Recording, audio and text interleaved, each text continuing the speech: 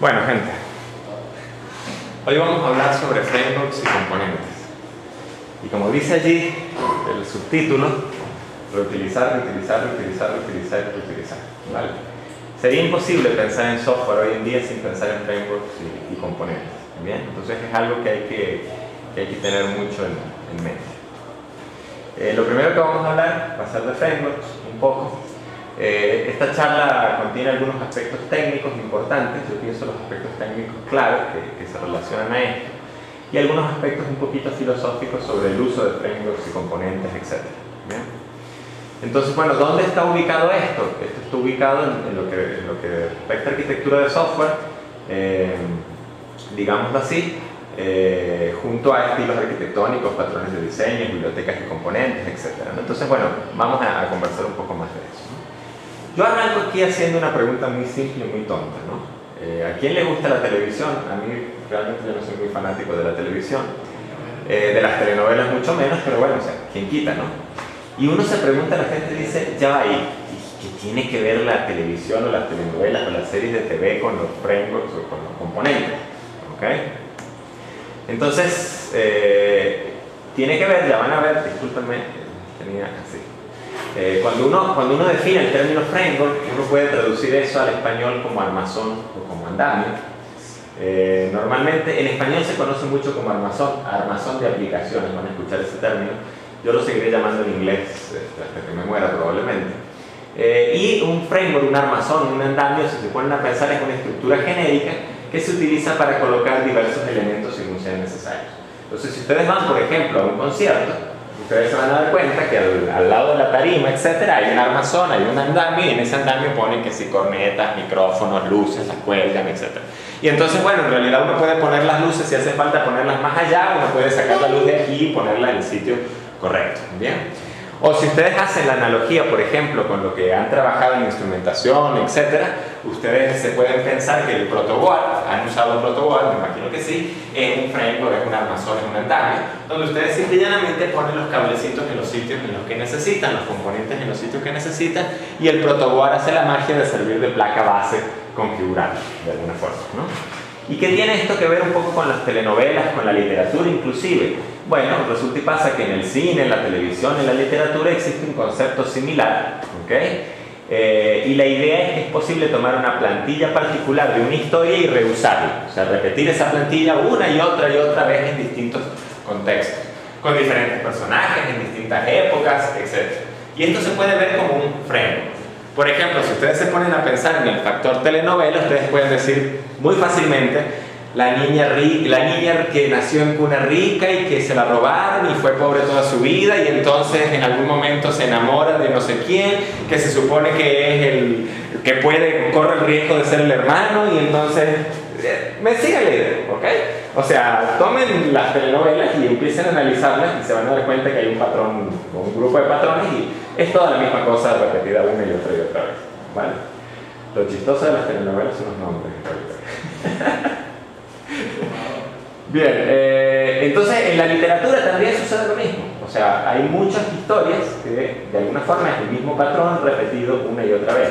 En las series de televisión, etc. Entonces la idea un poco es que eso se puede ver como un framework. Eso tiene un nombre inclusive, se le conoce en el mundo del espectáculo con un nombre, pero uno utiliza esos patrones, y fíjense que estamos hablando de patrones, ¿no? Acabamos de hablar de patrones de diseño, para escribir historias una y otra vez, ¿no? Entonces un framework, desde nuestro punto de vista, es una abstracción en la que cierto código común provee una funcionalidad genérica que puede ser sobrescrita o especializada de forma selectiva por medio de código con funcionalidad específica provisto por los clientes del framework. O sea, básicamente ese framework, ¿ok?, es un conjunto de funciones, métodos o cosas por el estilo que me dan una estructura común que yo puedo reutilizar. Y yo simplemente lo único que hago es parametrizar esa estructura acorde a mis necesidades actuales. Yo tengo una aplicación que tiene ciertos requisitos, entonces yo tomo el framework y lo parametrizo a esos requisitos. Y más adelante consigo otra aplicación con otros requisitos, tomo el framework y lo parametrizo a esos requisitos. Entonces, desde ese punto de vista, ustedes pueden ver el framework como una solución incompleta no funcional, ya vamos a ver un poco por qué, pero concreta, a diferencia de los estilos arquitectónicos o los patrones de diseño, a un problema recurrente bien conocido. O sea, ¿cuál es la diferencia? Cuando yo les hablo de un estilo arquitectónico, ustedes no pueden agarrar un archivo y decir, ah, este es el estilo arquitectónico tal y ponerlo a correr. ¿Se dan cuenta? Cuando uno habla de un estilo arquitectónico, uno habla de un concepto abstracto. Ah, cliente-servidor, ese es el estilo. Pero yo no estoy refiriéndome a ninguna implementación particular de cliente-servidor. ¿Okay? Cuando uno habla de un patrón de diseño, uno baja un poco el nivel de abstracción y uno está hablando ya de un problema concreto de codificación. Pero yo no tengo un Java o un punto Java con la implementación de un patrón de diseño, porque es posible que yo necesite adaptarlo dependiendo de las necesidades que tenga, ¿sí? Entonces no es algo que todavía es abstracto, no tiene una implementación concreta. El framework, si bien es una solución incompleta, tiene una implementación. Es una biblioteca, es una DLL, es un .so, son un grupo de .h, es un grupo de archivos Java, un Java, lo que ustedes quieran, que pueden hacer algo con eso directamente, ¿okay? Y que además resuelve, como lo dice aquí, un problema recurrente bien conocido. O sea, alguien tenía un problema y se dio cuenta que iba a tener ese problema en esta aplicación, en esta aplicación, en esta otra aplicación y en esta otra aplicación, y lo que hizo fue darle una solución a ese problema y codificarlo. De manera que él pudiese reutilizar esa solución en las distintas aplicaciones. ¿Bien? Entonces, en principio, pues el framework facilita el desarrollo de software porque permite a los diseñadores y a los desarrolladores dedicar el tiempo a lograr los requerimientos del software en lugar de lidiar con esos detallitos de bajo nivel necesarios para obtener un sistema funcional. Eso es lo mismo, o sea, el equivalente a que ustedes desarrollaran en ensamblador o en C++. ¿Se dan cuenta?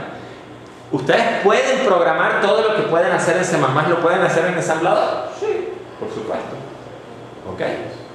Quiero ver qué van a tener que fumarse, me disculpan la palabra, para hacer programación orientada a objetos. Van a tener que emularla, inventarla, reinventarla, etc. O sea, ¿se puede? Sí, sí se puede. O sea, el punto es que si ustedes programan en C++, evidentemente se están quitando un montón de detallitos de bajo nivel que no se los quitarían si programaran en ensamblador. Si ustedes programan en C++, van a ser mucho más eficientes en los requerimientos del software particulares, ¿ok? Concentrándose en eso que concentrándose en cómo hago para emular programación orientada a objetos en Assembler. Ese es un ejemplo básico en principio, ¿ok? Entonces, bueno, o sea, de esta forma la idea es que uno reduce el tiempo total de desarrollo de una aplicación. Fíjense lo que está ocurriendo con Eco 3, por ejemplo. Con Eco 3 ustedes se están preocupando por el HTML generado. No. ¿Se están preocupando por el JavaScript? No. ¿Se están preocupando por manejar el ciclo request response? O sea, el ciclo del momento en que el usuario se clica en un botón, eso va al servidor, el servidor lo procesa. Ahí sí se preocupan por procesarlo, ¿ok? Pero ¿cómo el resultado llega al navegador? No. Ustedes se están preocupando simplemente por procesar la lógica correspondiente cuando les hacen clic. Todo el HTML, el JavaScript, el Ajax, el enredo intermedio, se los está resolviendo el framework. Entonces, al no tener que preocuparse en esos detallitos, están siendo mucho más productivos. Créanme que si se tuviesen que preocupar por esos detalles, no tendrían ni el 5% del proyecto. Así de simple, ¿ok? Entonces, bueno, por ejemplo, fíjense, un equipo que está desarrollando un sistema web bancario, al usar un framework de desarrollo web, lo que les acabo de decir un poco, puede enfocarse en el desarrollo de las operaciones de retiro y transferencias de dinero, en lugar de tener que enfocarse en la mecánica del manejo de las peticiones HTTP o el manejo de las sesiones de los usuarios, el estado de la aplicación, etc. Consigamos un buen framework que se encargue de esto por mí y yo me concentro en que las transferencias se hagan bien. ¿Se dan cuenta? Ese es el principio y la visión.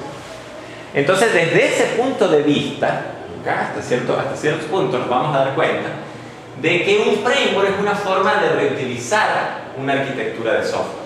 ¿Okay? Entonces, la relación que tiene un framework con los estilos arquitectónicos, bueno, es muy simple. Imagínense que Magic Root se da cuenta, digo Magic Root porque ellos están trabajando mucho con una aplicación cliente-servidor, ¿no? Que es un estilo arquitectónico bien concreto, bien conocido en este caso. Ellos hacen su juego de cartas. Ah, sí, es una aplicación cliente-servidor. Entonces, del juego que ellos hicieron, ellos descubrieron que la mejor manera de manejar el estado de ese tipo de juegos es con una máquina de estados. Andrés descubrió que la mejor manera de manejar los sockets es con clases aquí, clases acá, de esto, etcétera, con comandos. ¿Sí me siguen la idea? ¿Ya? Y la mejor manera de manejar la base de datos es esta y esta y esta y esta. Entonces, ¿qué hacen ellos eventualmente cuando tienen que hacer el segundo juego? Van a reutilizar lo que usaron del primero. Cuando tienen que hacer el tercero, van a reutilizar lo que usaron del tercero, y etcétera.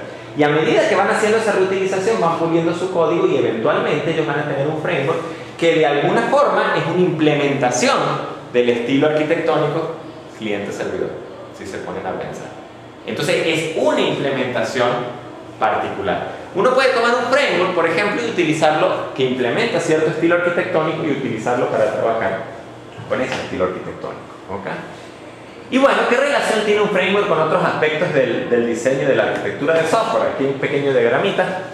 Fíjense, los estilos arquitectónicos definían una visión estructural o dinámica de cómo debería ser un sistema, no utilizable o no ejecutable directamente out of the box. O sea, si yo agarro una transparencia de cliente-servidor aquí y trato de correr en el computador, créanme que esa transparencia no corre directamente. Pero es un concepto interesante. Los patrones de diseño bajan un poco y me dan una visión estructural y o dinámica de cómo se pueden resolver ciertos problemas comunes de diseño, pero esos patrones de diseño tampoco son ejecutables. Si ustedes al PDF de Gamma lo tratan de correr, eso, estoy echando vaina, obviamente eso no corre. ¿Sí me sigue? Pero los frameworks, ¿okay? Ya son implementación, y las bibliotecas y componentes, que vamos a hablar un poco más adelante de eso ya es implementación y funcionalidad concreta, que es utilizable directamente desde el código que estamos implementando.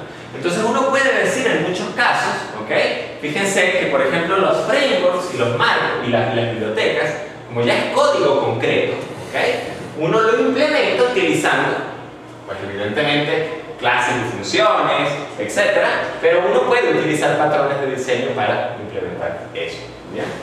Uno puede pensar, en principio, que un framework, por ejemplo, define un estilo arquitectónico, me da una especie de implementación de un estilo arquitectónico. ¿Okay?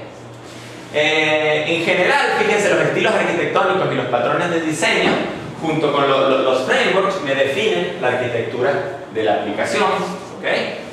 Y bueno, obviamente sabemos que todo eso, al final, abajo, lo vamos a implementar utilizando clases y funciones. Fíjense que lo que ustedes han aprendido desde programación 1, 2, 3, etc., clases y funciones, probablemente lo que esté más bajo en la cadena en la jerarquía, digamos así, de abstracciones en la programación y en el desarrollo de software. ¿Okay? Entonces, ustedes pueden ir subiendo. Entonces, bueno, como les digo, o sea, la visión importante aquí es que los frameworks usualmente ayudan o definen la arquitectura de una aplicación, y las aplicaciones utilizan bibliotecas de componentes. Fíjense que yo les digo, la aplicación, el sistema, ahora no lo vamos a hacer en Eco 3. Lo vamos a hacer utilizando Struts 2. Créanme, va a ser otra cosa. Va a ser otra aplicación. Es otro framework. El principio, el estilo arquitectónico de la aplicación web se mantiene. Pero cualquier diseño interno que tengamos probablemente migre un poco. ¿Bien? Ok. La otra cosa interesante de los frameworks es los dos detallitos, o sea, los detallitos técnicos importantes que uno tiene que tener en cuenta. Programar frameworks no es fácil, pero si uno entiende un par de detalles, se facilita un poco la cosa.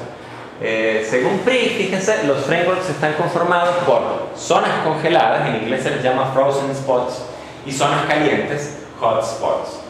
Entonces, ¿de qué se trata el asunto? Se trata de esto, fíjense, las partes congeladas definen la arquitectura general de un sistema de software. Es decir, los componentes básicos y las relaciones entre estos componentes básicos. Y esas partes permanecen inalteradas o congeladas en cualquier instanciación del framework. Lo que trato de decir, ustedes cuando van a desarrollar su aplicación de Eco no están modificando el código interno de Eco. ¿Se dan cuenta? En lo absoluto, ustedes simplemente están usando Eco, pero no modifican el código interno de Eco, eso no tiene sentido. Entonces, el código interno de Eco, el que, por ejemplo, recibe las peticiones del cliente y las rutea para que a ustedes eso eventualmente les llegue en un Action Listener, ese código interno que hace todo eso es una zona congelada del framework. ¿ok? Y el código que hace que cuando ustedes meten un panel y meten un botón y algo así adentro y eso regrese al navegador y se muestre como se tiene que mostrar, eso es una zona congelada del framework. Y las partes calientes representan los puntos, los hotspots, en los que los programadores pueden añadir su propio código a la funcionalidad específica en su propio proyecto.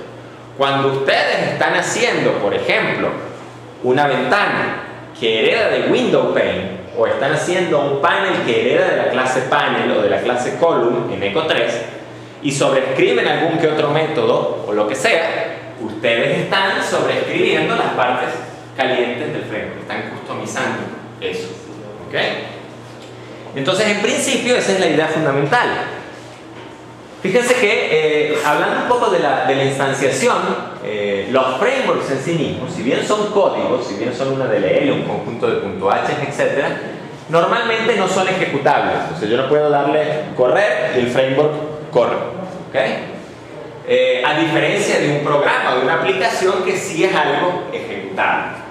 Entonces, la idea es que el framework se utiliza en una aplicación particular, es que esa aplicación particular rellena los hotspots necesarios que necesita para satisfacer los requerimientos particulares de la aplicación.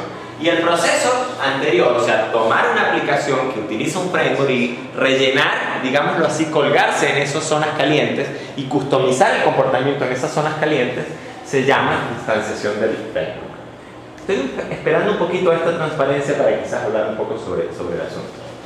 Imagínense que yo tengo un framework para calcular impuestos. Véanlo de esa manera, ¿sí? Y yo voy a usar ese framework para calcular impuestos aquí, en Colombia, en Argentina, en Paraguay. ¿Sí me siguen la idea?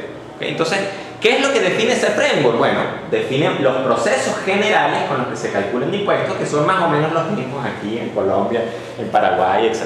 ¿Ok? ¿Qué cosas cambian? Bueno, a lo mejor cambia la fórmula con la que se calcula cierto impuesto en particular. Por ejemplo, a lo mejor cambia la forma en que se calculan las deducciones por hijos que tiene una persona. Y así sucesivamente. Pero el proceso general de cálculo de impuestos, si asumimos que es global para todos estos países o para todas estas aplicaciones que estoy desarrollando, lo puedo mantener en general.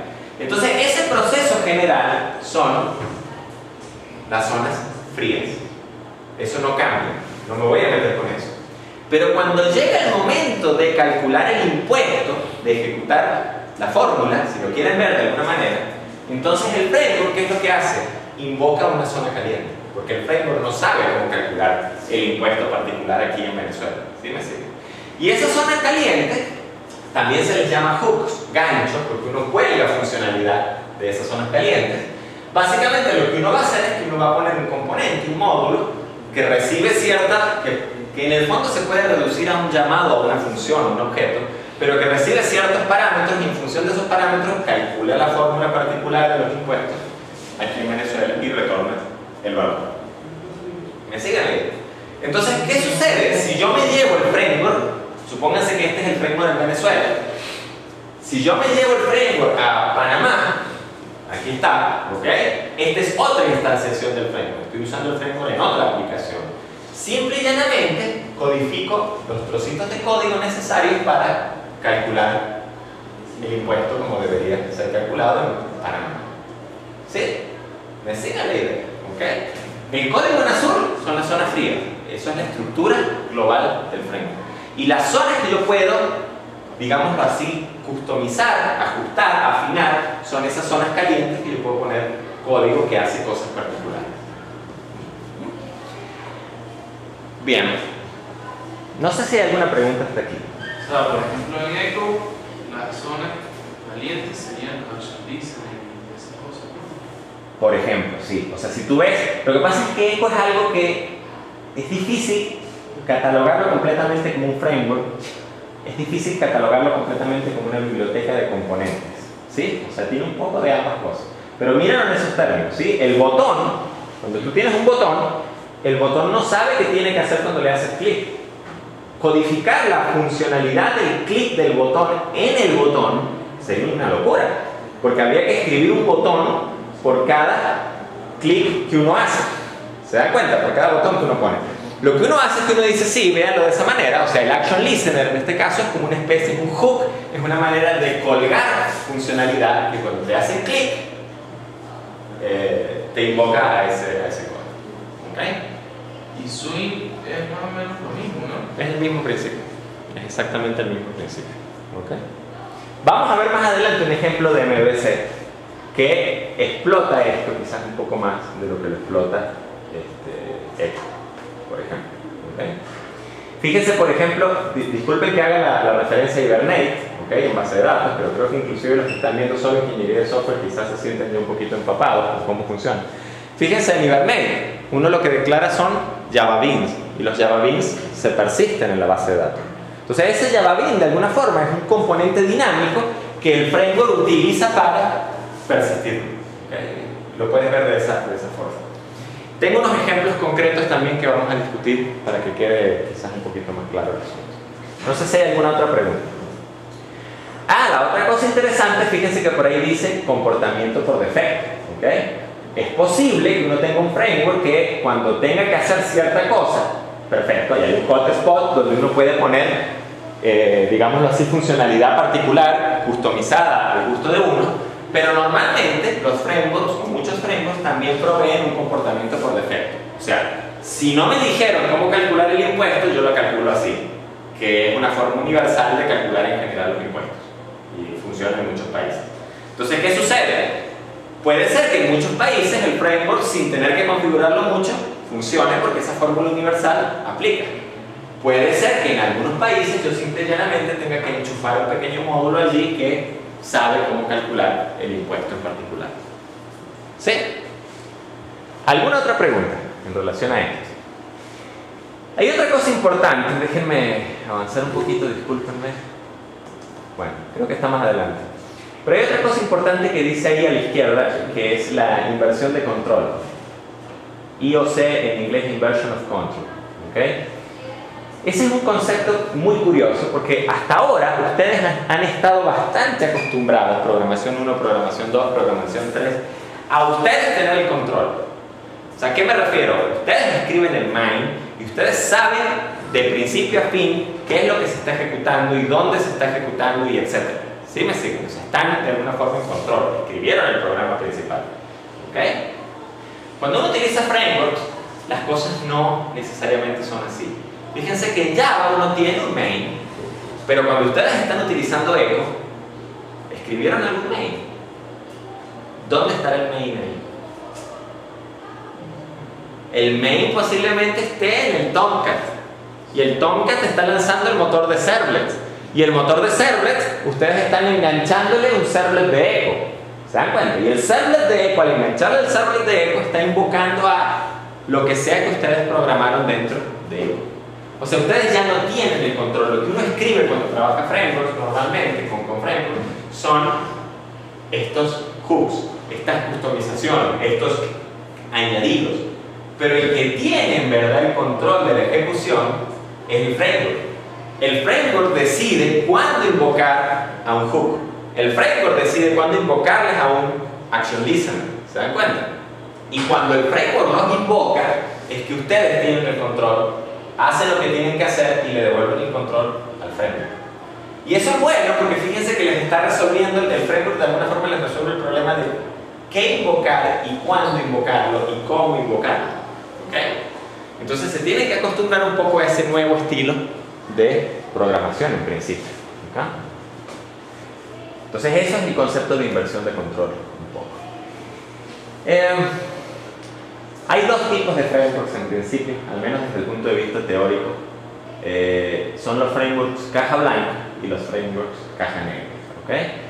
Cuando uno habla de un framework caja blanca requiere que los usuarios tengan conocimiento de la estructura y código interno del framework, porque generalmente vienen con el código fuente y normalmente su comportamiento se extiende por herencia y sobreescritura de medios. ¿Qué es lo que quiero decir? Cuando hablo de que su comportamiento se extiende por herencia, es que este hook, este gancho que ustedes van a customizar, ¿cómo hace uno para extender el comportamiento del framework? Hereda de alguna clase del framework y sobreescribe ciertos métodos particulares del framework. ¿Ok? Entonces ese es el principio caja blanca. Cuando uno habla de caja negra, uno dice, bueno, fíjense que para yo hacer eso necesito entender un poco cómo está programado el framework, porque necesito heredar y necesito sobreescribir. Por lo tanto, tengo que saber qué métodos voy a sobreescribir y qué métodos no. ¿Bien?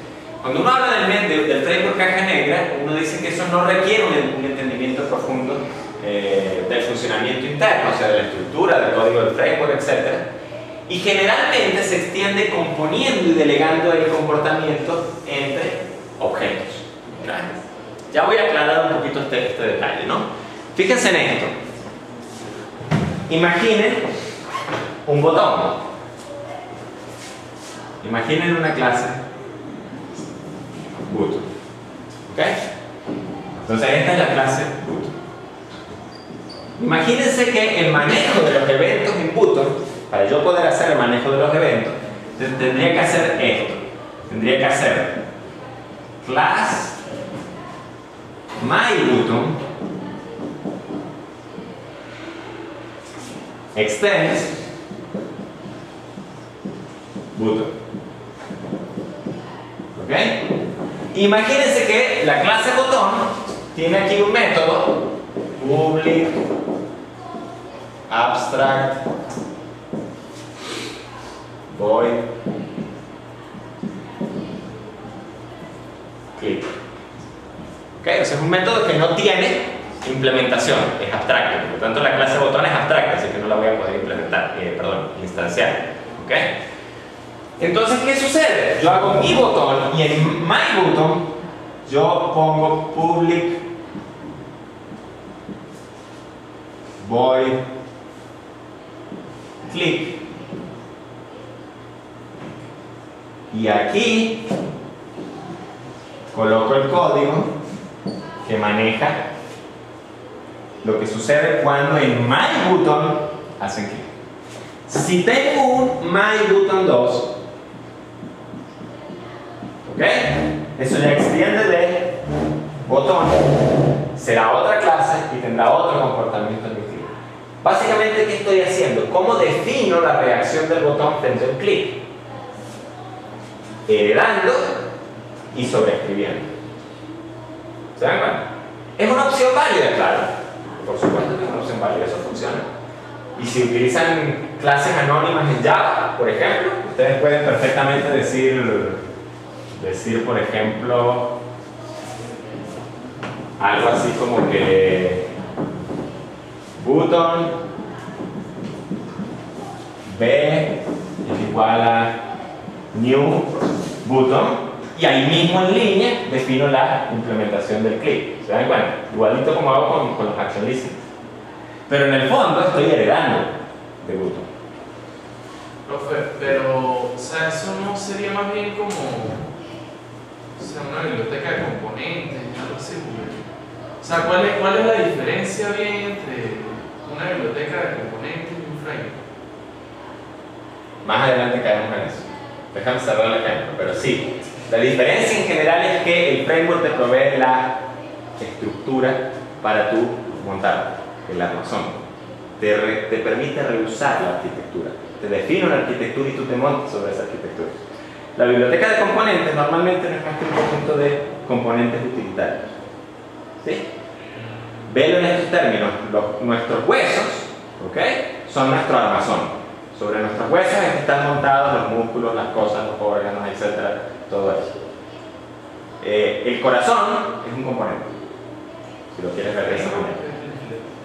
Es muy difícil. O sea, la diferencia precisa y exacta, en los términos se suelen utilizar más muchas veces, es difícil de manejar. ¿Okay?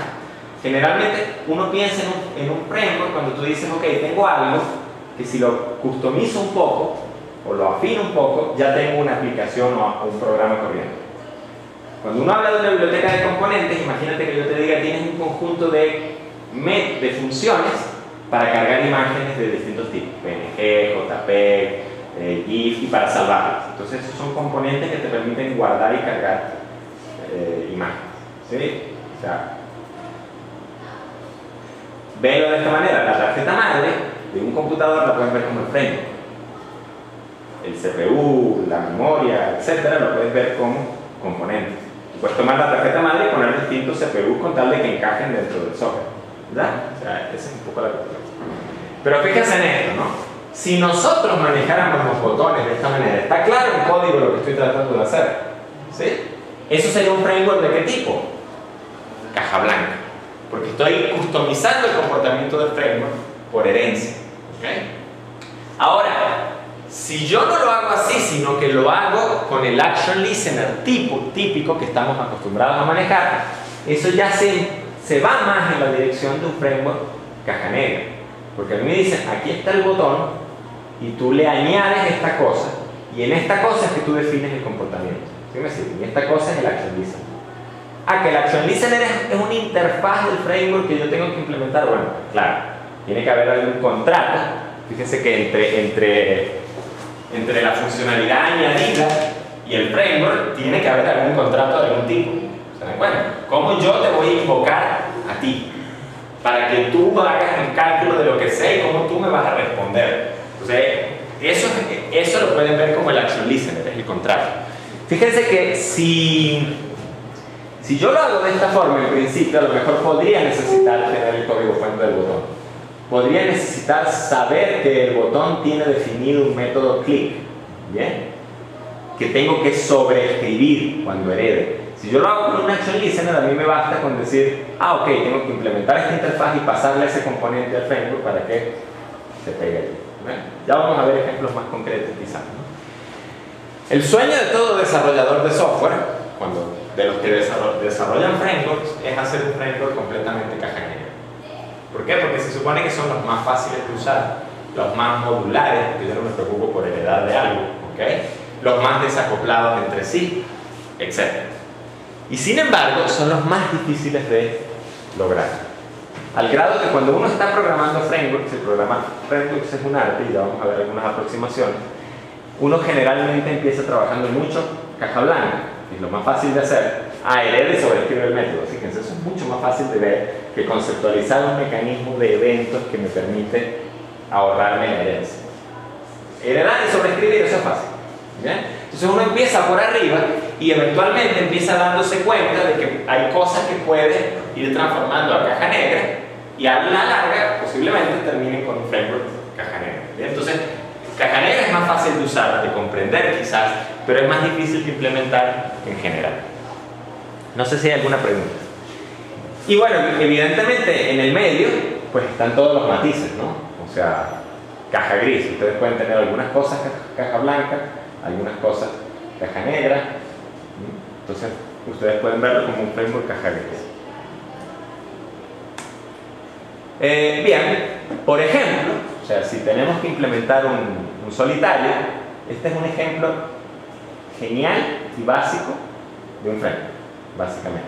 ¿Okay? Digo genial porque es la cosa más simple que uno puede imaginarse, quizás, que podría servirnos para definir un framework. ¿Bien?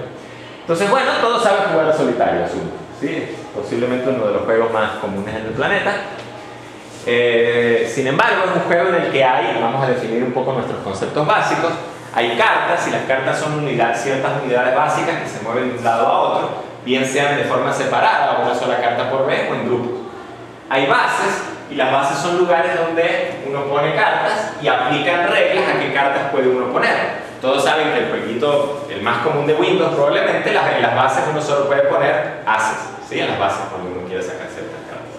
Y luego también hay pilas de cartas, y las pilas de cartas son grupos de cartas. Generalmente están montados sobre una base o están en movimiento, si estoy moviendo varias cartas al mismo tiempo, ¿ok? Y aplican reglas también sobre qué cartas puedo añadir o quitar de la pila, ¿sí? O sea, es posible que yo haya ciertas cartas que las puedo quitar, haya ciertas cartas que no, haya ciertas cartas que puedo añadir a la pila, haya ciertas cartas que no puedo añadir. Bien, entonces hay ciertas reglas.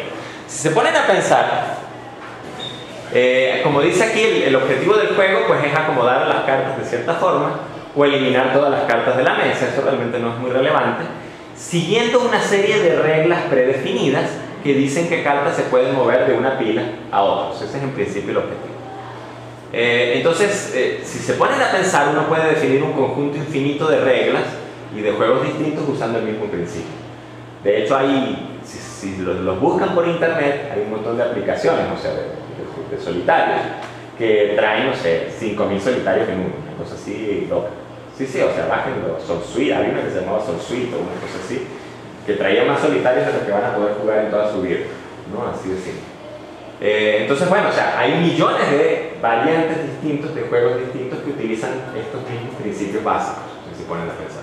Entonces ustedes pueden decir, bueno, esa base que está ahí, por ejemplo, solo acepta un as de cualquier color, entonces la J no la voy a poder mover, obviamente, pero ese as que está ahí, sí lo voy a poder mover.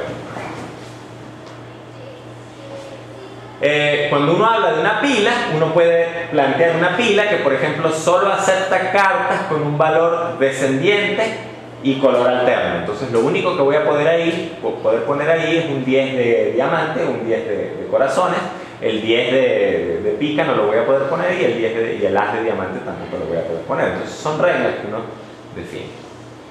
Y cuando uno quiere mover cartas de una pila, uno dice, bueno, esa es una pila, por ejemplo, en la que solo se puede sacar la carta del tope o grupos de cartas que lleguen alternando su valor, o sea, su color con valor descendientemente al tope.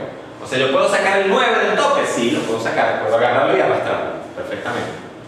¿Podré sacar el 6? Fíjense que no, porque el 6 no va alternando color hasta el tope y tampoco va alternando valor. ¿Bien? Si en lugar del 6 tuviera una Q roja, posiblemente sí podría sacar el bloque completo.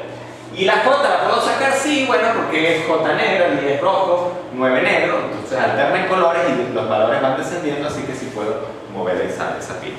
¿Bien? Entonces uno se pregunta, si yo les digo en este momento, miren, vamos a programar un juego de solitario, vamos a hacer un juego de solitario, hay dos opciones. La opción uno es programar un solo juego específico con reglas específicas. Ustedes van a pasarse, no sé, una tarde, un día completo, programando las reglas particulares, programando las pilas en cuestión, etc. Eso va a ser bastante eficiente, o sea, van a obtener quizás el resultado. El código posiblemente sea un poquito enredado porque está muy atado a las reglas, ¿bien? Quizás sea un poco más difícil de depurar, en fin, ¿no? Y la otra opción ustedes pueden hacer es programar una serie de clases, o sea, un framework que les permita luego configurar las reglas. ¿Se dan cuenta? Fácilmente para así poder crear cualquier solitario que se requiera. Fíjense cuál es la diferencia si yo les digo tarea, programen un solitario, copien el solitario de Windows de aquí al viernes que viene, este viernes 9 de marzo. ¿Okay? Ustedes se van a poner a escribir las reglas particulares y créanme que eso no es nada difícil, programar ese juego. Ahora si yo les digo tarea, busquen por internet las reglas de los 5000 solitarios que posiblemente existen en el planeta de este tipo, con todas sus variantes, y programen de aquí a 6 meses esos 5000 solitarios. ¿Se dan cuenta? ¿Qué van a hacer? Van a programar a pie cada uno de los 5000 solitarios. Lo más probable es que terminen yéndose por la opción 2. Definen ciertas clases que o sea, se van a pasar 1 o 2 meses definiendo esas clases, programando 2 o 3 solitarios en particular, quizás algunos más, y definiendo esas clases. Y después de que tienen bien esa armazón, ¿qué hacen? Programan los otros 5000 o los otros 4997 que les quedan utilizando esas clases. ¿Sí me sigue? Eso es lo que va a suceder. ¿Por qué, por ejemplo, yo tengo cierto interés en el producto que está haciendo Magic Root? Porque a lo que ellos tengan ese producto listo, yo puedo tomar eso y programar todos los juegos de tablero que ustedes quieran. Ya está, la arquitectura ya está definida. ¿Se dan cuenta? Entonces ese es un poco el principio en este sentido. Lo mismo aplica con Code Solid con la parte de batalla. Lo mismo aplica con Thinking and Looking con la parte del mapa. ¿Se dan cuenta? Estamos resolviendo problemas independientes. Pero bueno, para la opción 2, bueno, uno puede pensar en una posible implementación. Esto en el fondo no es muy distinto al diseño del Design Patterns, al editor del Design Patterns, ¿ok? Si se ponen a pensar. Entonces fíjense lo que tiene uno. Uno tiene un frame principal, que es el programa principal, y uno tiene un panel, que es el panel que se encarga de dibujar las cartas. ¿Me van siguiendo la idea? ¿Okay? Si alguien se pierde en algo, por favor, grite y lo aclaramos, ¿no? Bueno, eso hereda el JPanel y define los listeners correspondientes en Swing para manejar eventos de ratón, que son esos dos, mouse listeners y mouse motion listener. ¿Okay? Y fíjense en esto, fíjense que el Gate Panel, en el fondo, es una composición de pilas de cartas. Y una pila de cartas es una composición de cartas. ¿Qué patrón de diseño hay ahí?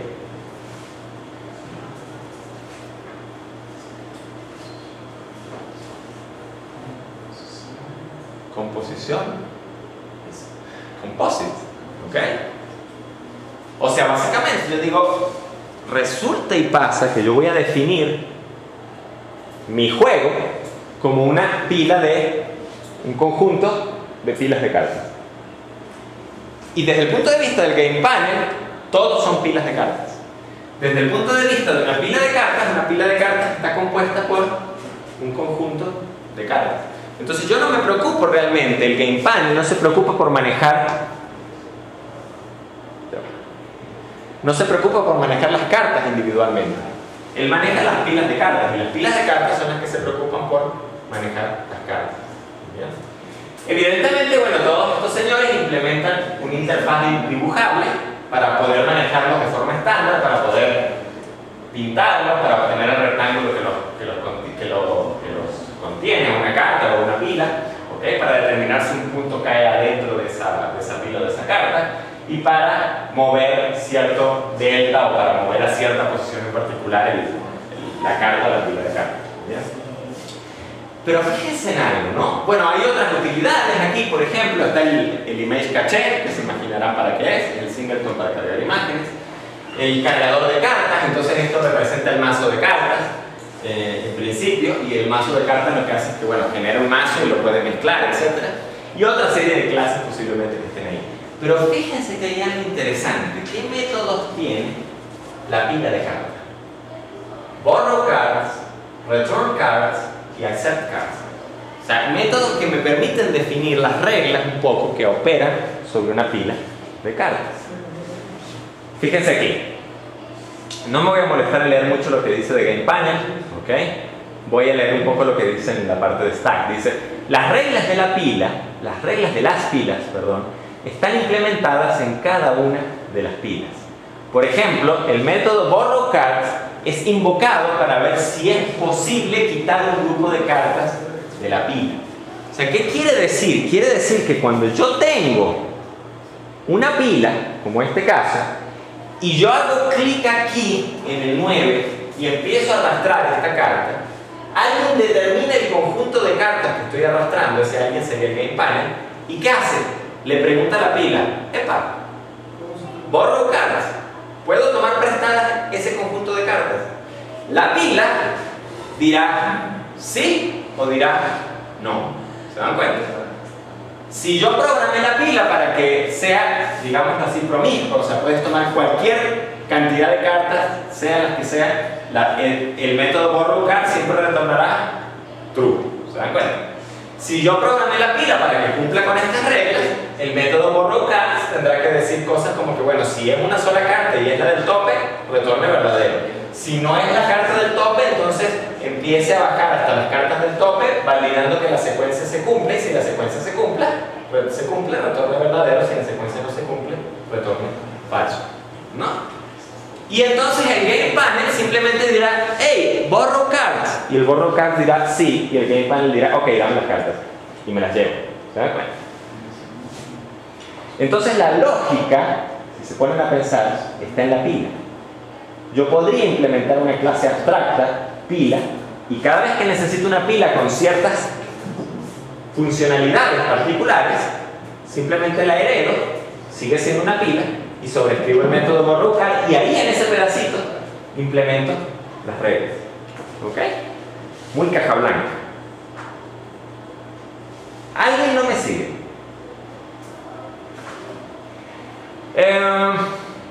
El método accept cards es invocado para ver si es posible poner un grupo de cartas en una pila particular. O sea, imagínense que yo ya hice un borrow card y me robé un grupo de cartas de una pila y ahora estoy poniendo, soltando ese grupo de cartas en una pila particular. Entonces es lo mismo. Lo que hace el Game Panel es que simple y llanamente le pregunta a la pila de destino: epa, yo tengo este grupo de cartas, ¿será que tú las aceptas? La pila de destino valida las reglas y dice sí, las acepto, o dice no, no las puedo aceptar.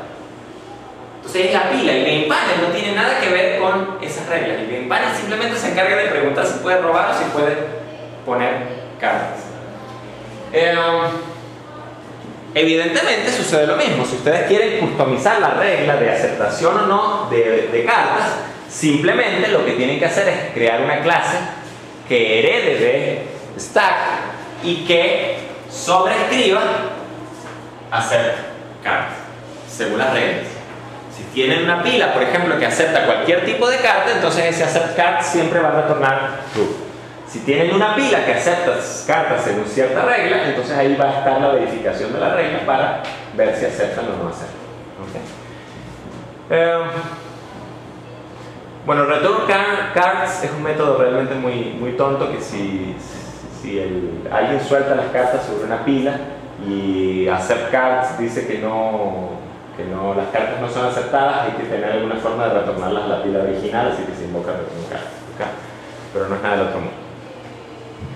Entonces, si se ponen a pensar, si yo agarro y yo digo, bueno, un solitario en el fondo es un conjunto de pilas que tienen ciertas reglas, y yo quiero implementar 5000 solitarios, lo que tengo que hacer es definir esta estructura general y para cada solitario codificar el conjunto de pilas con las reglas correspondientes, ¿ok? Y simple y llanamente, bueno, poner las pilas en el sitio correcto y listo. Se dan cuenta que ahora es mucho más fácil codificar esos 5000 solitarios. ¿Por qué? Porque toda la lógica del mouse, del clic, de poner, de pegar, de soltar, de esto, la vamos a codificar una sola vez. Y lo que vamos a hacer después es customizar las distintas pilas.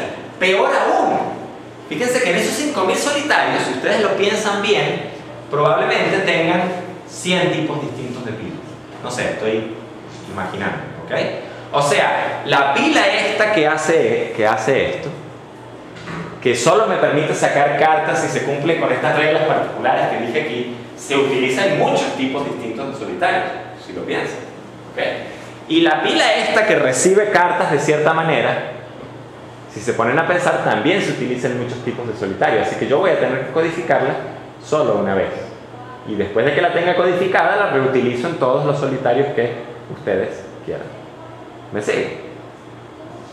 Entonces noten que una tarea que parecía realmente abrumadora, programar esos 5000 solitarios, se empieza a volver una tarea repetitiva, aburrida, de trabajo, pero realizable y en lo absoluto complejo. Bueno, este es un poco lo que les decía, ¿no? Este es un bonito ejemplo de un diagrama de secuencia y de cómo puede servir en ciertos casos particulares. Ustedes tienen un actor que en algún momento presiona el mouse sobre el panel, ¿ok? El panel tiene una función getStackAtPoint, o sea, obtiene la pila actual en el punto particular, y el panel le pregunta a la pila, si se fijan, borrow stack, o sea, puedo tomar prestadas cartas. Y dependiendo de la decisión que tome la pila, retornará nulo o retornará una pila temporal, que son las cartas que están prestadas para que las pueda mover por la pantalla. ¿Okay? Entonces, en principio, uno puede explicar estos conceptos con un diagrama de secuencia. Esa es la utilidad. Por ejemplo, esto es lo que sucede cuando uno está arrastrando un grupo de cartas y lo suelta sobre otra pila. Fíjense, el actor suelta el mouse y uno lo que hace es que uno obtiene la pila que está en el punto en el que el actor soltó el mouse. Y esa pila se llama TGT, la pila target, la pila objetivo. Entonces tengo la pila source, que es la pila que estoy trayéndome las cartas, y la pila target, que es la pila sobre la cual estoy soltando. Bueno, evidentemente si la pila objetivo es distinta de nula, o sea, si solté sobre una pila en efecto, y si es distinta de la pila origen, uno lo que hace es que le pide a la pila objetivo si acepta las cartas, ¿ok? Y la pila objetivo pues retornará si las acepta o si no las acepta, o tomará los correctivos necesarios para que las cartas se devuelvan a la pila de origen. Si no se cumple ninguna de estas condiciones, se retornan las cartas a la pila de origen, o sea, solté las cartas sobre cualquier lugar y repinto el tablero. Entonces, bueno, fíjense, esto es todo lo que ocurre cuando uno suelta una carta, una pila de cartas sobre otro sitio. Entonces, desde el punto de vista del game panel, toda la lógica, como les decía hace un rato, de sacar o devolver cartas a una pila está en stack. Y yo para definir un nuevo solitario, lo que necesito es entender qué pilas de cartas tiene ese solitario y codificar, heredar de aquí y codificar las reglas particulares. Tan simple como eso. ¿Bien? Bueno, y lo que dice ahí, por ejemplo, ¿cómo podríamos tener pilas que acepten cartas, o sea, que tengan distintos comportamientos? Bueno, tengo dos pilas distintas que heredan de stack y ambas pilas sobreescriben el método acceptCard y definen reglas distintas en el método acceptCard. Así de simple. ¿Vale? Ajá. Y sin embargo, eso de la herencia, aquí fíjense, hay un bonito ejemplo de por qué la herencia a veces es nociva para la salud y contraproducente, y por qué hay que usarla con cuidado, ¿no? Y por qué quizás las nuevas tendencias han desestimado un poco el uso de la herencia. Ojo, no es que no se use, sino que hay que saber qué es lo que estamos haciendo. Fíjense en esto, miren. Tengo una pila, entonces tengo una pila stack same color. Stack same color acepta cartas si y solo si son del mismo color. Ignora completamente la secuencia, el número. ¿Okay? Entonces, imagínense las reglas, vayan imaginándose en su cabeza las reglas, imagínense que las están codificando. Es muy simple, tienen una lista de cartas que están recibiendo y tienen una lista de cartas que están en la pila. Entonces uno tendría que decir, asegúrese que todas las cartas que estoy recibiendo sean del mismo color y además sean del mismo color que las de la pila. Mentalícense, estoy manejando listas, básicamente. Stack different color lo que hace es que agarre y dice, ok, las cartas que recibo tienen que ser de colores distintos. Si la pila tiene cartas negras, lo que recibo tiene que ser rojo y así sucesivamente. Stack descendentes y stack ascendentes, o sea, esas quizás no le prestan mucha atención a los colores, pero validan que las cartas que recibo sean ascendentes y las cartas que recibo sean o las cartas que recibo sean descendentes. ¿Okay? Entonces, bueno, uno puede hacer eso y sobreescribir, digámoslo así, esos métodos y tener las distintas reglas. ¿Qué desventajas podrían ver ustedes ahí?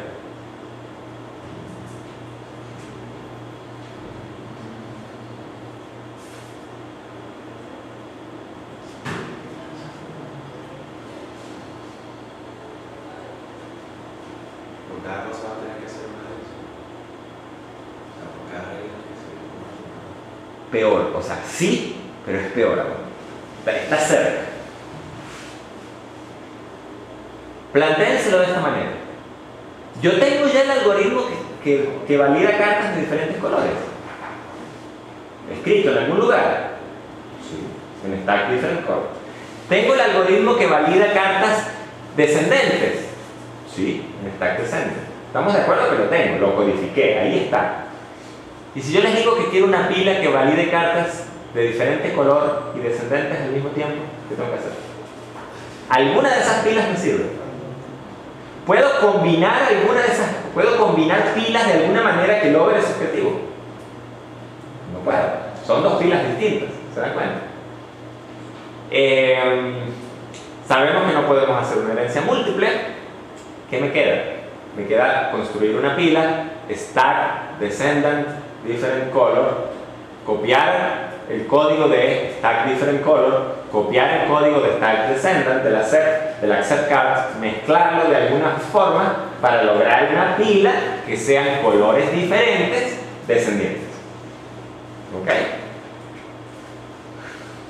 En pocas palabras, si quiero una pila descendiente de colores diferentes, bueno, aquí está ascendente de colores diferentes, aquí está ascendente del mismo color, aquí está descendente del mismo color, aquí está, etc.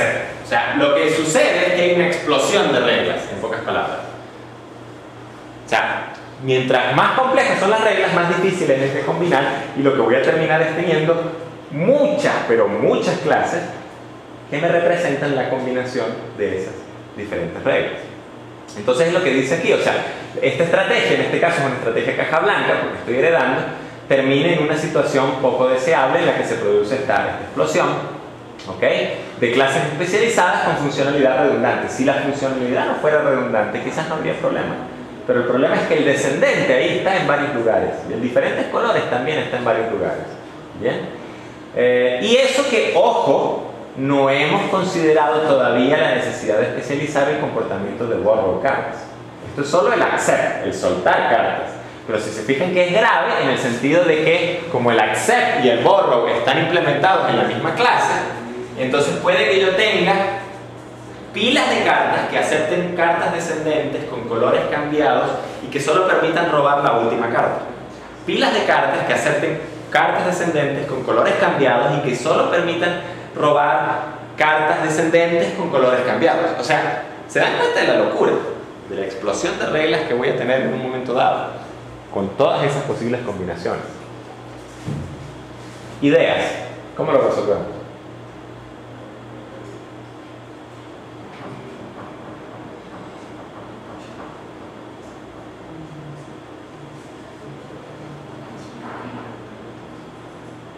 Una pila, no sé, tendría que ser como un método que lo ordene, no sé, algo así, ¿no? Fíjense lo que acaba de decir Jesús y está muy cerca de dar el clavo. Tendría que ser un método que nos lo den. Refino. Un método que haga qué. Un método, a ver, o sea, tiene que ser Tu subconsciente lo ha visto.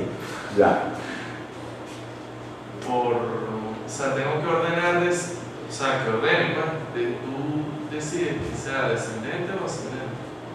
Ajá. Y también que por color, ¿no? No, pero ojo, ¿no? Esas son algunas de. O sea, pueden haber No sería que. muchas reglas más. Imagínate que te puedo poner una regla. El número de la carta tiene que ser igual. Esa es otra regla. Entonces tú puedes poner solo ases sobre ases. ¿Ya? Disculpa, César. Pues yo estaba pensando era que la propia, o sea, quien hace el llamado a esa función le pasa la función. Fíjense que ya van a ver por qué intuitivamente van bien. Como digo, el subconsciente ha visto la solución. Miren. La solución es simple. Es pasar de aquí a aquí. Y ya van a ver por qué. La solución es decir, mira, el problema aquí es que el comportamiento de prestar y de aceptar está codificado en la clase pila. Es un problema de cohesión en el fondo, ¿okay? Es decir, el comportamiento de una pila es de una pila o se debería poder reutilizar entre varias pilas. ¿Sí me siguen? ¿Los comportamientos son exclusivos o se deberían poder combinar independientemente?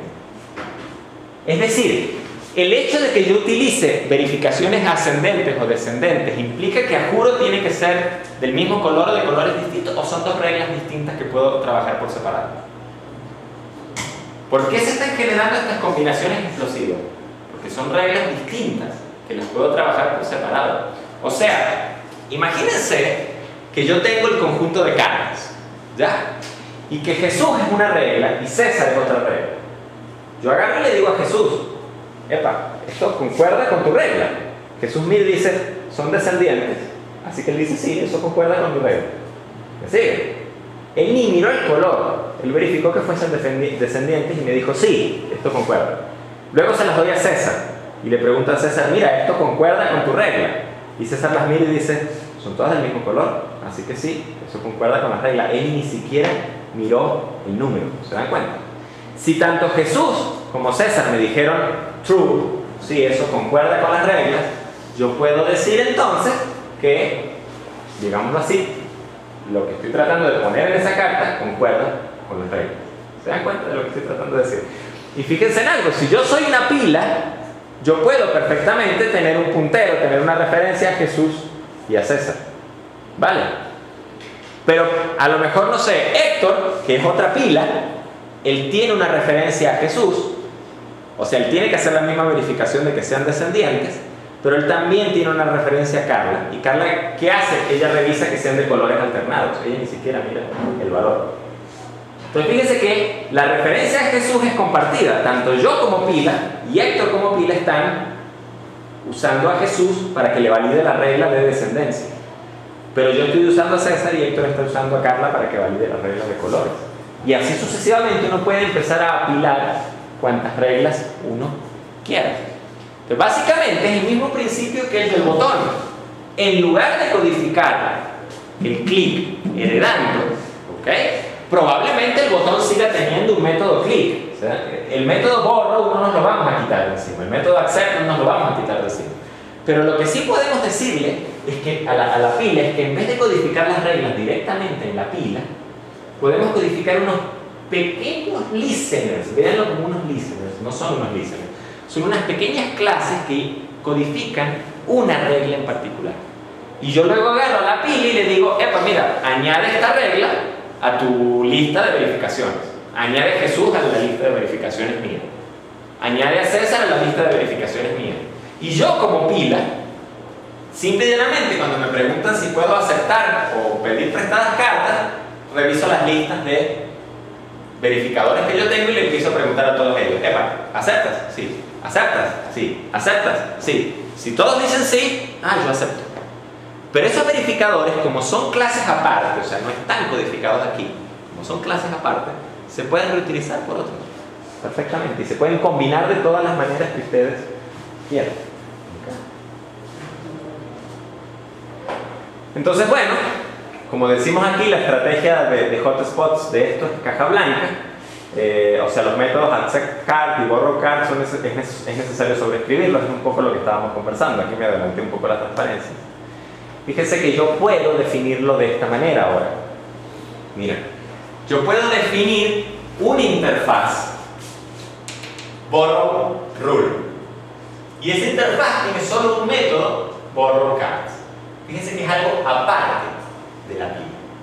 Obviamente ella tiene acceso a, cuando le invocan a borrow, a lo mejor ella sabe cuál es la pila sobre la cual me están invocando y la pila de cartas que me están pasando, etc. O sea, no es mágico, hay que darle la información que necesita. Pero desde cierto punto de vista es algo completamente aparte y desacoplado de la pila. ¿Bien? Y tengo una interfaz accept rule que tiene un método accept card. Como les digo, imagínense que esta accept card tiene dos parámetros. El primer parámetro es la pila que está aceptando las cartas, y el segundo parámetro es la pila de cartas que estoy tratando de meter allí para poder sacar las reglas, si no, no puedo. ¿Bien? Y lo que hago es que ahora simple y llanamente defino ciertas reglas particulares. O sea, only top of stack borrow rule, que implementa esto, o sea, tiene este método, y aquí en esta implementación particular ella dice, solo permito robar la primera carta de la pila, más nada, ¿ok? Same color borrow rule, solo permito robar cartas si son del mismo color, etc. ¿Ok? Y lo mismo hago con los accept rule. Bueno, tengo un descendant accept rule, que era Jesús hace un rato, y él acepta cartas solo descendientes.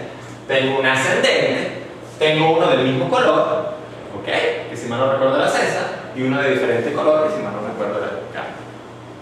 Como son cosas independientes, noten ahora que la pila tiene una lista de reglas de aceptación y una lista de reglas de préstamo, los dos campos que están arriba, accept rule list y borrow rule list. Y ojo, ellos implementan, la pila también sigue implementando accept card y borrow card. Pero resulta que ahora son métodos que no están diseñados para heredar, sino que ahora esos métodos simple y llanamente iteran el accept cards, itera la lista de accept rule list, y para cada ítem de la lista invoca a accept cards. Y si al final de esa iteración todos retornan verdadero, entonces él dice, ok, yo retorno verdadero. Si alguna de las reglas retorna falso, quiere decir que alguna de las reglas se violó. Por lo tanto, no puedo aceptar las cartas. ¿Ok? Ojo, estoy encadenando las reglas con ANDs. O sea, el accept root 1, AND, el accept root 2, AND. Estoy asumiendo ese principio básico. Si quieren hacerlo, generalmente funciona bastante bien. ¿Okay? O sea, pero si quieren hacer ORs u otra cosa, bueno, pues un cambio. Ya una lista quizás no les sirva, tienen que configurar reglas más complejas, ¿no? ¿Se dan cuenta que esto nos resuelve el problema? Porque si queremos una carta que acepte, una pila que acepte solo cartas descendentes del mismo color, creamos una pila común y corriente que ya no es una clase abstracta como el botón acá, ¿okay? Creamos una pila común y corriente y le añadimos la regla descendiente y le añadimos la regla del mismo color. O sea, en mi caso, crean una pila, yo soy una instancia de tipo pila, y alguien me añade a Jesús como regla y a César como regla. Y en el caso de Héctor, alguien le añade a Jesús como regla y a Carlos como regla. ¿Okay? Y resolvimos completamente el problema de la explosión. Porque ahora vamos a tener una sola pila y un conjunto de reglas que no se interfieren entre sí. Entonces, si se ponen a pensar con una buena pila y un conjunto de 30, 35 reglas a lo mejor, y fíjense, la magia de esto es que la clase pila ahora es muy chiquita y es muy compacta, ¿okay? El código es muy simple y el código de cada una de las reglas es muy chiquito y es muy compacto y es muy fácil de probar que funciona, a diferencia de esto, ¿okay? Con esas poquitas clases, combinándolas adecuadamente, podemos construir perfectamente nuestros 5000 solitarios. Es más, déjenme ver un segundo aquí. Bueno, aquí está la explicación, no la voy a leer, pero es básicamente lo que acabamos de decir. ¿Bien? Y, o sea, acuérdense que quería ir un poquito más hacia el extremo, déjenme cerrar con esto, ¿ok? Fíjense que, y esta estrategia, si se ponen a pensar, es completamente caja negra, porque yo estoy customizando el comportamiento de una pila, pero lo estoy customizando añadiéndole a esa pila, a ese objeto, ciertas reglas o ciertos componentes particulares. Si necesito una regla nueva, no tengo que heredar allá. Simplemente tengo que implementar la regla nueva, ponerla en el sitio correcto y añadírsela al componente. Lo que les quería decir de los 5000 solitarios, fíjense en algo, fíjense que puede ser que ustedes se enfrenten a la siguiente situación. Es muy caro poner un grupo de programadores a implementar 5000 solitarios. El costo hora hombre a lo mejor es caro. Entonces, ¿qué hace uno? Uno puede poner un grupo de programadores a trabajar 2 meses a implementar esto, ¿ok? Bien hecho. Y luego, ¿qué hace uno? Uno hace un lenguaje en XML, en un archivo de texto, lo que sea, utilizando un principio muy similar al de los plugins. ¿Se acuerdan de los plugins? Que yo leía de un archivo el nombre de una clase y le instanciaba el tiempo de ejecución. Se unen, ¿ok? Entonces el solitario en sí, la combinación de pilas, cartas, la ubicación, etc., se define en un XML o en un archivo de texto, ¿ok? Y automáticamente, si tengo todas las reglas correspondientes y necesarias implementadas, ya tengo ese solitario listo. Entonces le puedo pagar a alguien que a lo mejor no sea un programador para que implemente los solitarios en un archivito de texto. Le puedo, si quiero ir más lejos, le puedo programar un editor para que el usuario gráficamente agarre y diga, ah, una pila, plac, tac, otra pila, tac, tac, una base aquí, pim, pim. Ah, ¿cuál es la regla de aceptación de esta base? Y le muestran una lista de reglas y el tipo dice, esta y esta y esta aceptada. ¿Lo ven? Y tengo un editor de solitarios. Tiene un framework que me permite hacer solitarios. Y de verdad les digo, si uno sabe lo que está haciendo, la diferencia entre hacer un solitario a pie y hacer el framework en el fondo no es mucho. En verdad no es mucho. Es algo así como que un día hacer el solitario a pie, una semana hacer el solitario a hacer el framework. ¿Ok? Sí, ok, son 4 días más de trabajo, pero comparen las ventajas. ¿Okay? Preguntas.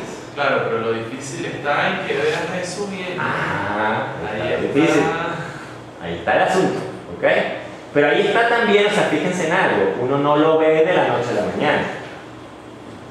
El semestre pasado sucedió algo muy cómico, realmente. Estábamos jugando dentro del semillero a hacer solitario.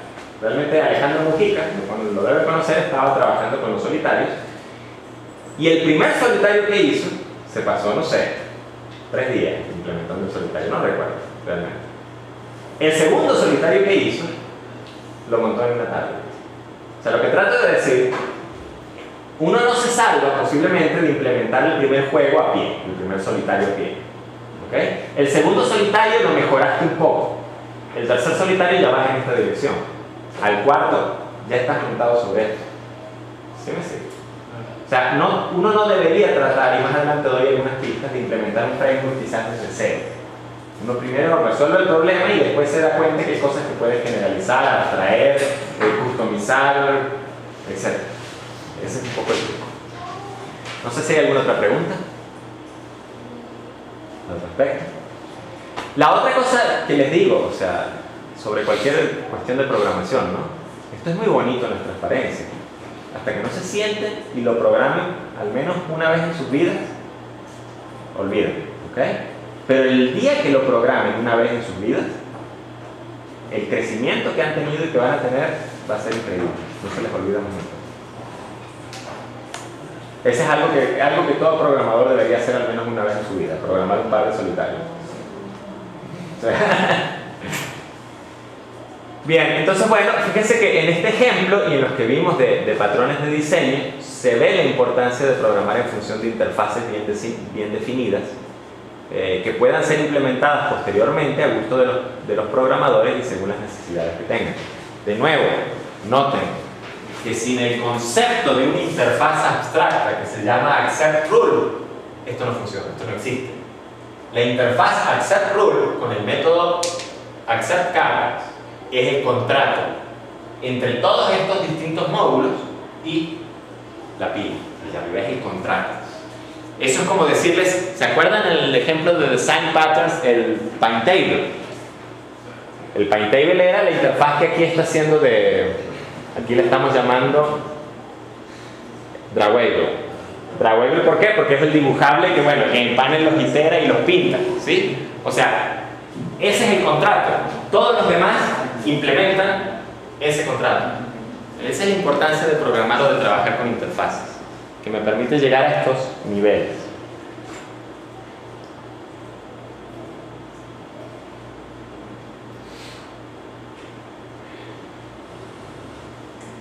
Entonces, bueno, un poquito lo que les decía, hablando un poco, lo que brinda el framework. Fíjense que el framework brinda inversión de control, inversion of control. Fíjense que si uno está programando esto, uno no programa, uno no tiene el control.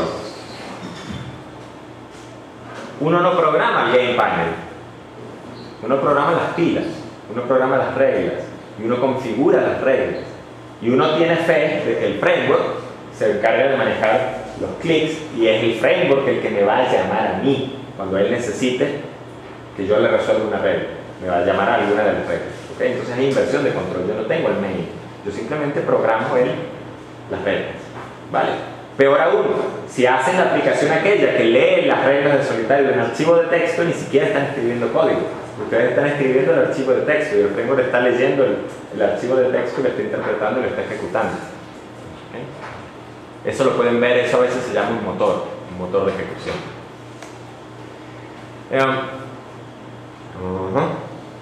Entonces, bueno, vamos a ver más adelante un ejemplo de MVC y con PHP y con structs, ¿okay?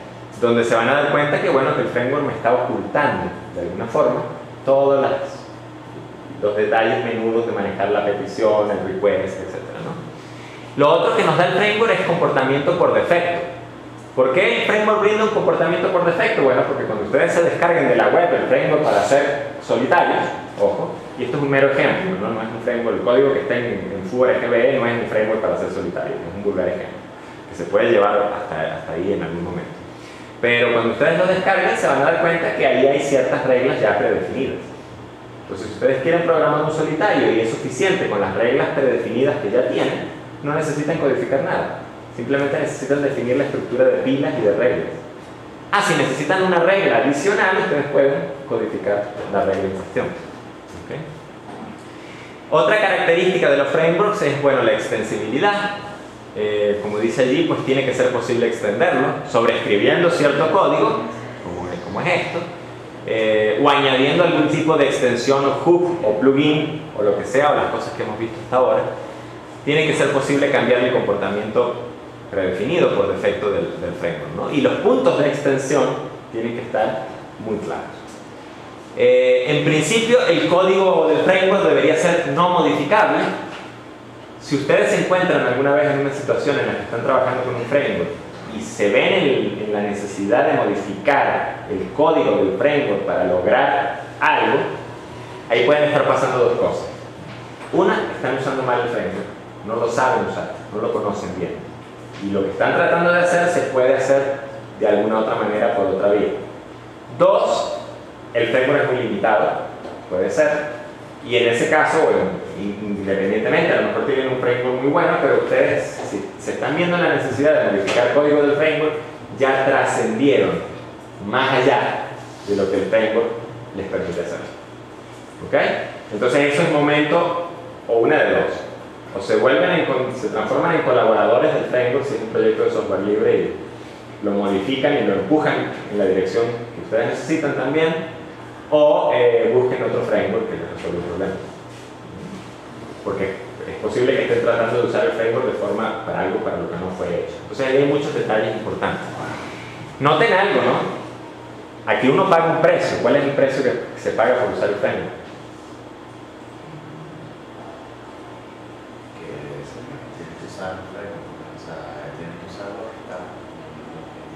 Exacto.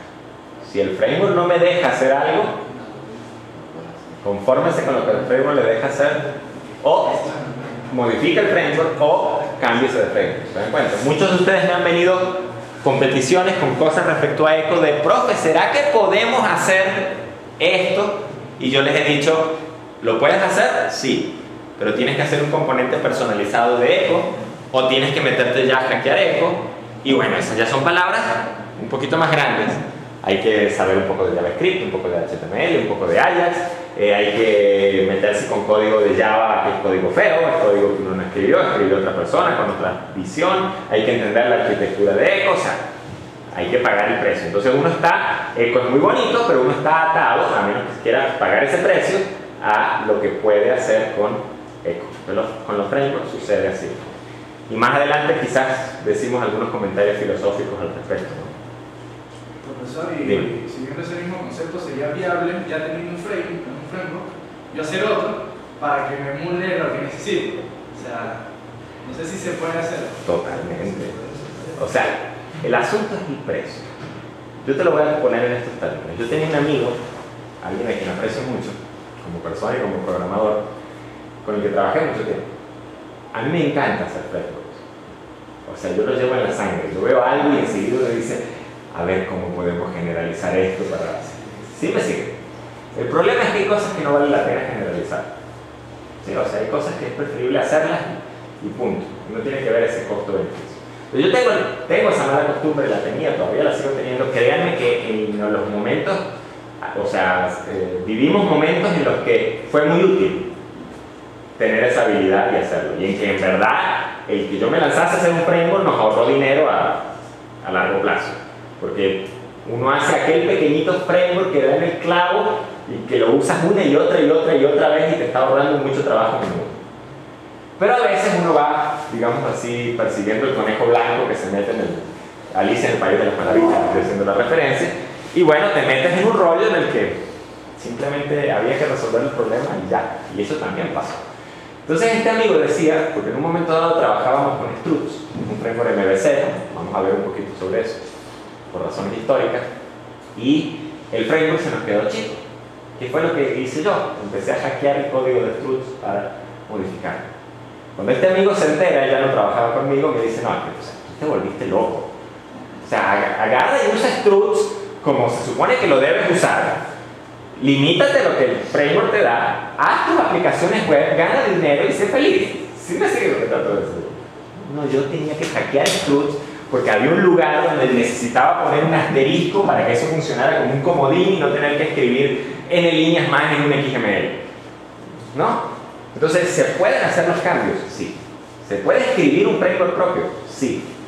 Te lo voy a poner en estos términos.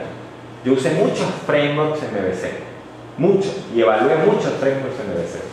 El concepto de MVC, o sea, llega un momento en que cuando haces eso tú lo llevas en la sangre. Y tú dices, coño, yo sé cómo debería ser el MVC ideal. ¿Se dan cuenta? Entonces uno dice, sí, tiene que ser así, tiene que funcionar así, se customiza de esta manera. Bueno, ideal para mí, a lo mejor, o sea, en mi visión del mundo. Desde el 2006 lo estoy escribiendo. Ahí está parado por falta de fondos, por falta de...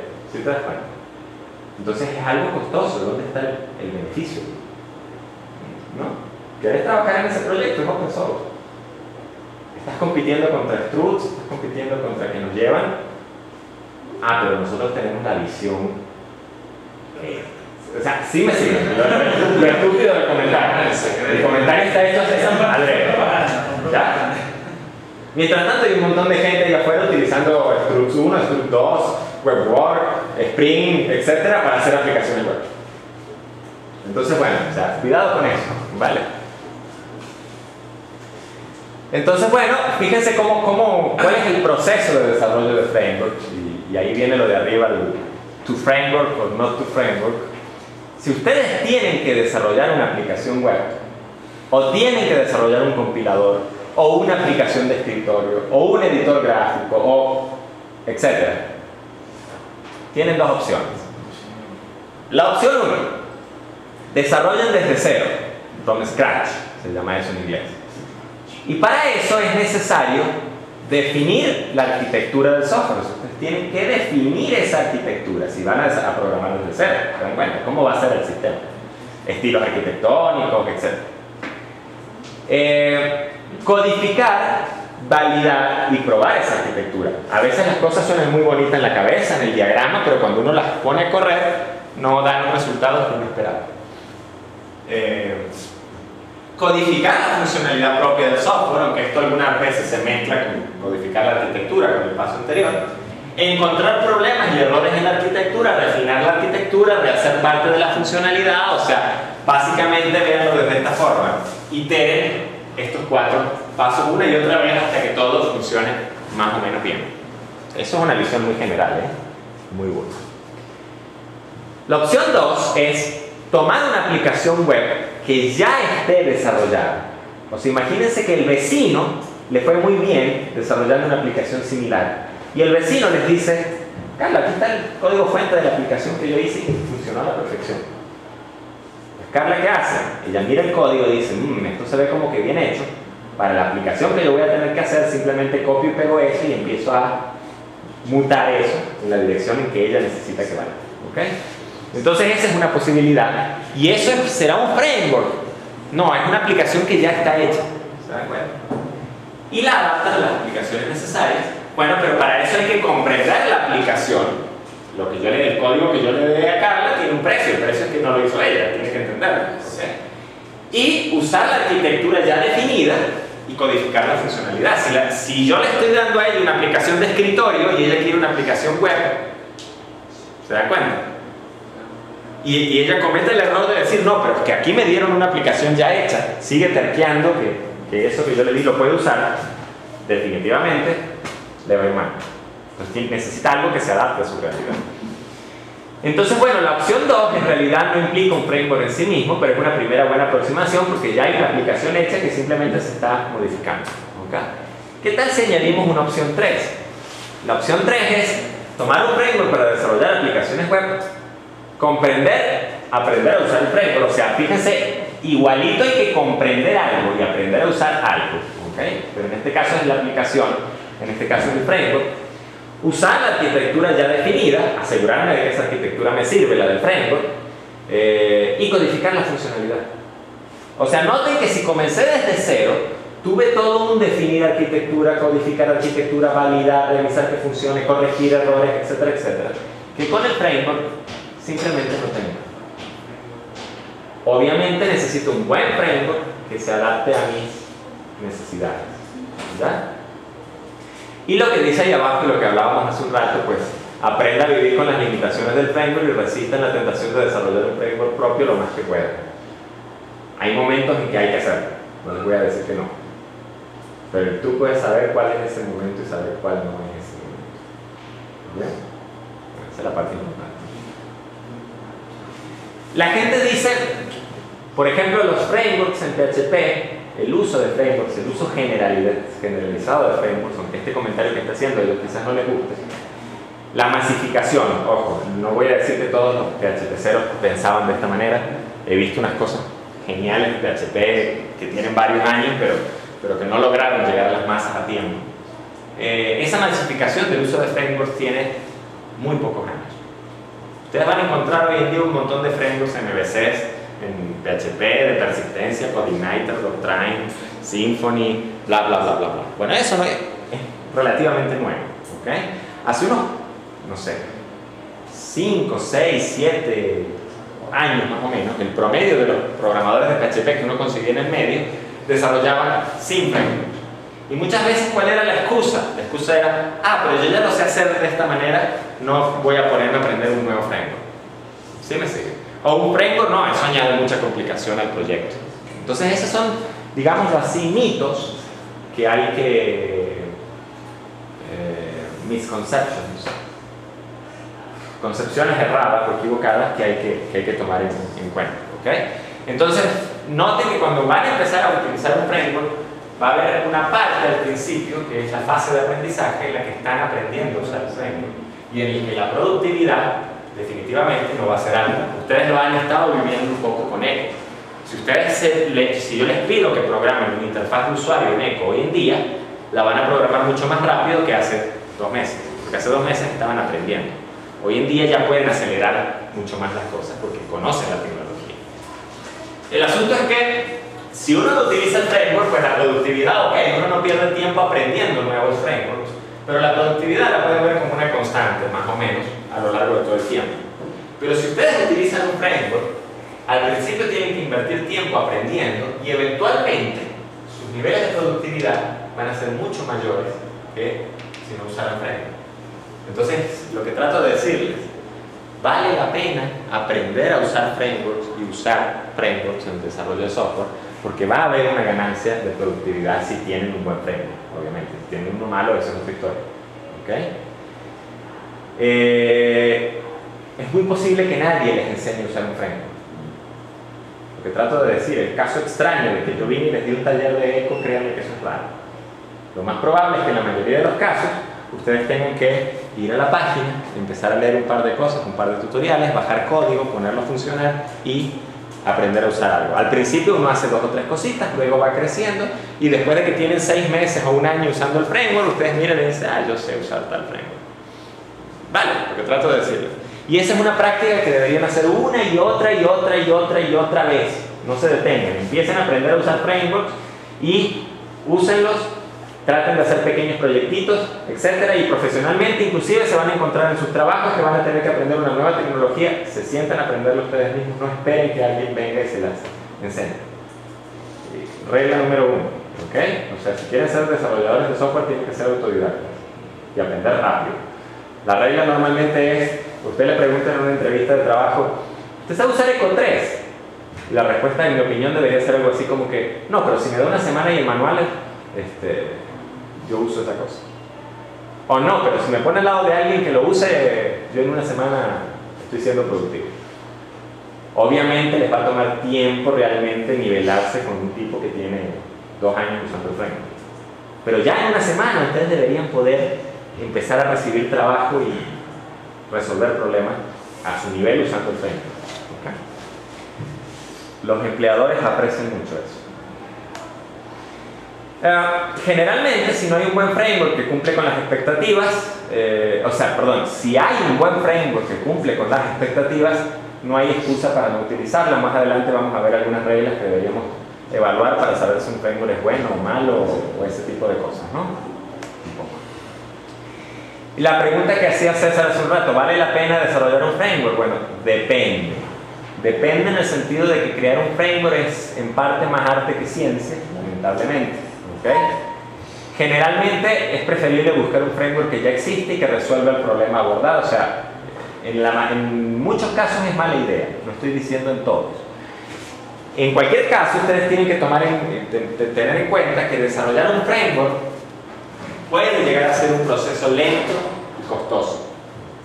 Lento y costoso. Así que si tienen que entregar un producto rápido y es un producto que se hace una sola vez, lo que vayan a desarrollar el framework lo van a necesitar una sola vez, probablemente no valga la pena desarrollar el framework.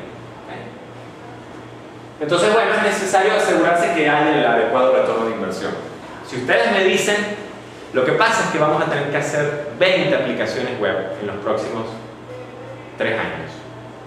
Entonces, a lo mejor vale la pena desarrollar un pequeño framework para hacer ese tipo de aplicaciones web y acelerarse y ahorrarse el trabajo.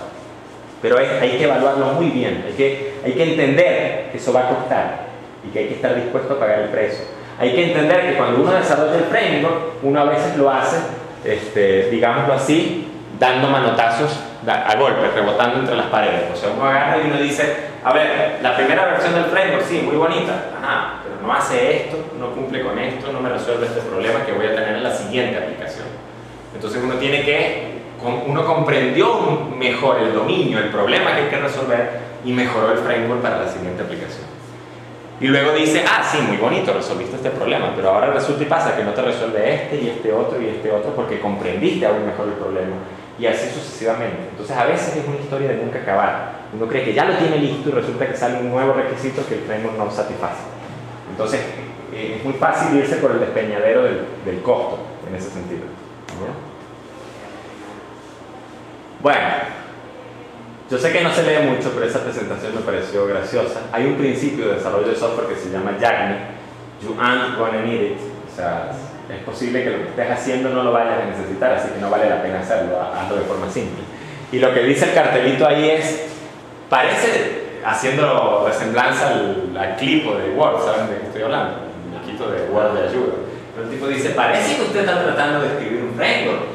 ¿Quisiera usted botar código? Dice el de medio, no leo. Botar código, encontrar un framework open source en cualquier caso, buscar un nuevo trabajo. ¿Ok? No. Entonces, bien, nadie dice que no puede desarrollar un framework. De hecho, las opciones 1 y 2, especialmente la 2, o sea, recuerden estas opciones, empezar desde cero o utilizar una aplicación ya existente. En principio, probablemente terminen con un framework, porque eventualmente de tanto desarrollar aplicaciones web, uno dice, ok, esta es la mejor manera de hacerlo, conozco bien el problema, tengo ya una base de código muy bien hecha, así que puedo transformar esto en cosas genéricas que puedo utilizar en futuras aplicaciones y ahí vamos en la dirección de un framework, ¿okay? A largo plazo. Entonces, como dice, se trata de hacer simple y llanamente el cálculo adecuado de costo-beneficio. Recuerden que en muchos casos el objetivo principal es resolver el problema del cliente, no desarrollar un framework. También, ¿puedo tengo chance de cerrar? Ok, vale. Bien, chicos. Seguimos. Hoy es jueves. Seguimos la semana que viene, el lunes, ¿ok?